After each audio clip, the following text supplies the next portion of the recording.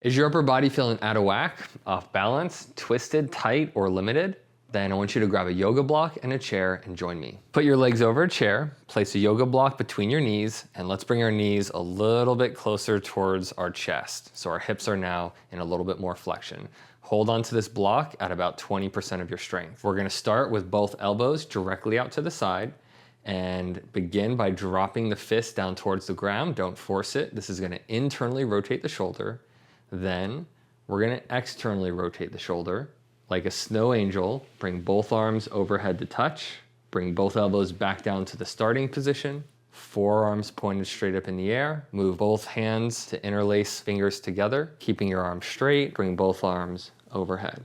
We are running the arm and shoulder blade and collarbone and ribs through a very natural, fluid range of motion. And you might find that you're gonna run into a lot of restriction and limitation doing this.